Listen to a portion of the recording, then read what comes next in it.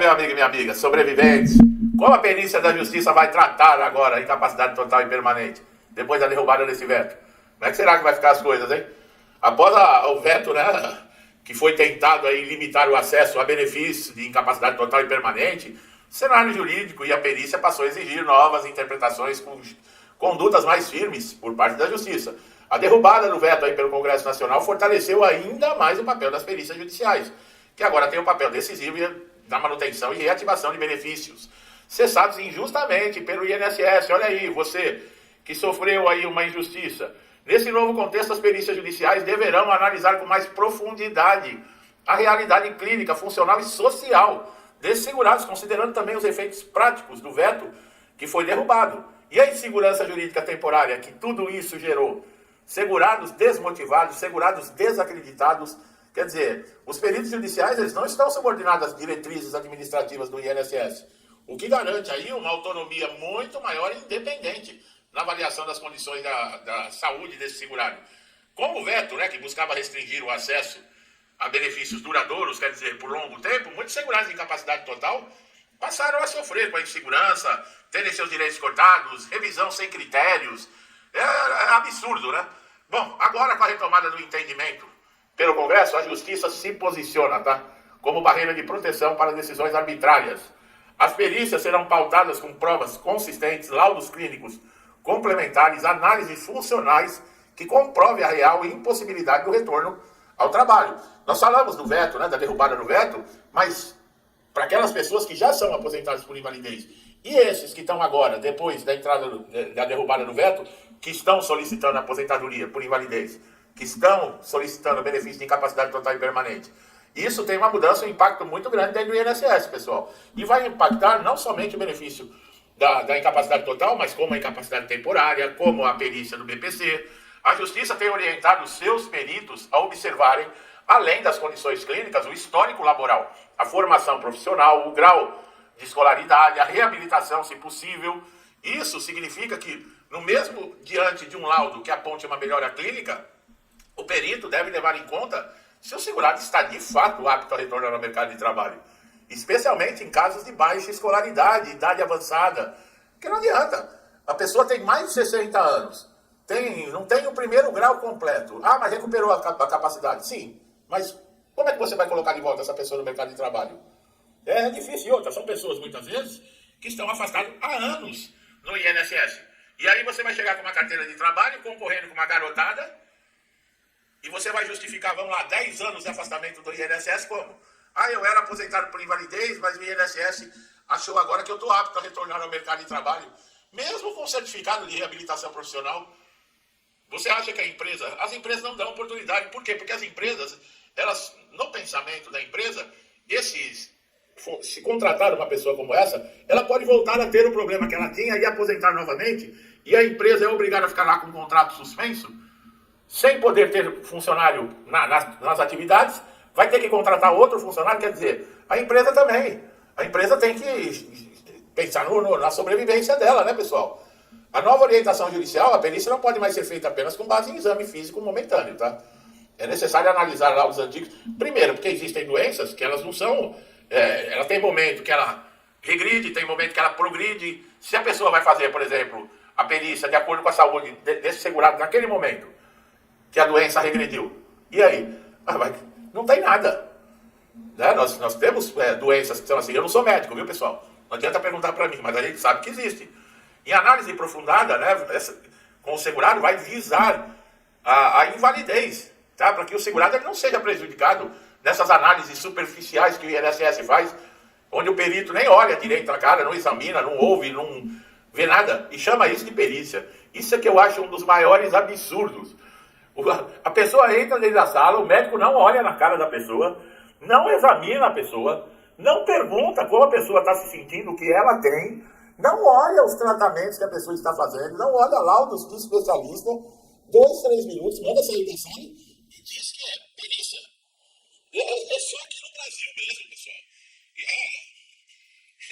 Essas decisões genéricas que apenas se repetem, né, como fórmulas de ausência de incapacidade, fora os absurdos, né?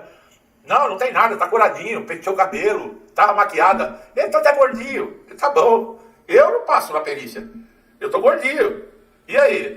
Tá bem pra caramba de saúde, tá gordinho. Pô, pelo amor de Deus, né? Esse novo padrão exige que o perito comprove, com base em evidências técnicas, contexto social, que o segurado realmente pode voltar ao trabalho. Aí é que eu quero ver.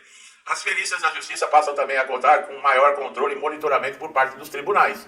Muitos estados implantaram núcleos técnicos que revisam laudos, orientam juízes sobre as inconsistências. Essa supervisão, ela reduz o risco de laudos equivocados que prejudiquem os segurados de incapacidade permanente. O sistema de controle ele foi impulsionado por insegurança gerada, tá? Devido a muitas palhaçadas que acontecem. Agora, os tribunais estão preocupados em garantir que o judiciário não também valide aí absurdos também, né? Porque a gente sabe que tem tentativas de fraude também, né, pessoal? A gente sabe como é que é, né? Outro impacto prático é que agora a justiça prioriza também a dignidade humana, tá? Mesmo em caso de dúvidas médicas, o princípio do indúbio pro mísero, ou seja, em caso de dúvida, decidir a favor do lado mais vulnerável, que é o segurado, voltou a ganhar força nas decisões. Essa diretriz vinha sendo aplicada em decisões isoladas, mas se intensificou agora. É o caso de uma doença rara. Por exemplo, o perito ele não conhece a doença é rara, não se sabe nada da doença, mas tem lá o diagnóstico, os efeitos que tem em cima desse segurado, o problema que está causando. Aí o que o perito faz? Ah não, isso aí não é nada, ele não conhece a doença, toma aí um xarope, e manda voltar a trabalhar. Por que ele faz isso? Porque ele não conhece a doença. E muitas vezes são doenças gravíssimas. Então, na dúvida, tem sintomas graves aqui, mas eu não sei o que é isso. O que eu faço agora? Eu dou afastamento. É o que deve ser feito. Não é porque eu não conheço, não existe.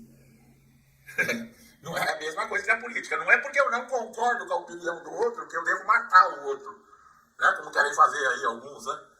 Além disso, as perícias judiciais estão instruídas a considerar os impactos psicológicos e emocionais causados pelas sensações injustas, tá? O que tem de segurar só aqui no meu canal, aqui, meu Deus do céu, de pessoas que foram injustamente e hoje sofrem depressão, ansiedade, perderam autoestima. Nossa, o que tem de gente que, olha, mas o que a gente pode fazer? Eu posso fazer o que eu estou fazendo aqui, meu amigo e minha amiga. Procurar trazer o melhor, deixar vocês atualizados, informados, o que vocês devem fazer, o que está acontecendo, tá? É esperado que a justiça aumente também o número de perícias presenciais, evitando aí essas análises documentais, que é uma coisa que é muito perigoso, tá? Porque um robô ele não tem a sensibilidade, tá? E fora isso, os peritos judiciais eles são independentes, que vai permitir aí um diagnóstico mais fiel, humanizado, afastando decisões automatizadas, tá? Que estava marcando, eu coloquei esses dias aí, automática. Isso dada através de análise documental. Não precisa nem você passar no perito. Se a análise feita pela inteligência artificial encontrar ali inconsistências, ela mesmo pode indefinir. Quer dizer, que bagunça que vai virar isso, né? Já é uma bagunça. E vocês sabem porque é uma bagunça, né? Que eu falo, não se tem interesse em arrumar a casa. Porque se arrumar a casa, os ratos não conseguem comer. Entendeu? Se arrumar as coisas dentro do INSS, deixar tudo certinho, tudo em ordem, todo mundo cumprindo o seu papel, trabalhando as coisas direitinho, como é que vão meter a mão no bolso de aposentado, de pensionista? Como é que vão fazer rolo de consignado? Entendeu? Numa casa onde se tem controle, onde se tem respeito, as coisas não funcionam assim, né? Então, quanto mais funciona, melhor. Basta ver o nosso país, como é que tá, né? Será que eu preciso falar alguma coisa? Basta ver a zona que nós viramos, esse país aqui virou, né? Pra saber o porquê que não tem interesse em arrumar. É roubalheira todo dia aí, ó. Não será que é só eu que estou enxergando isso? Só eu que estou vendo? Bom, a jurisprudência também tem mostrado, né, que os tribunais estão menos tolerantes com laudos que indiquem melhora clínica sem qualquer proposta de reabilitação ou capacitação. Entenderam, pessoal? Os tribunais também estão exigindo, tá? Que os laudos mostrem se existe a possibilidade, por exemplo, de uma reabilitação. A simples declaração também apto às atividades laborais, sem indicar qual atividade, considerando o perfil dessa pessoa, perfil profissional, o juiz rejeita. O juiz rejeita. É o tal do nexo causal. Existe a incapacidade? Sim. Vamos lá, nos braços. Mas qual é a profissão dessa pessoa? Ela depende do braço, ela depende da perna, Eu tô falando aqui um exemplo esdrúxulo, tá, pessoal? Ah, não pode trabalhar de pé. Sim, se não pode trabalhar de pé, mas ela pode trabalhar sentada? Como é que funciona? O juiz exige hoje isso. Porque se a incapacidade ela é total e permanente, ela não pode estar apta nem para a sua atividade, nem para uma outra atividade. Agora, poxa, ele não pode mais trabalhar de pé. Sim, mas se colocar um banco, aí tudo bem. Então, cabe uma reabilitação profissional. Pode ser. É aí que entra as diferenças.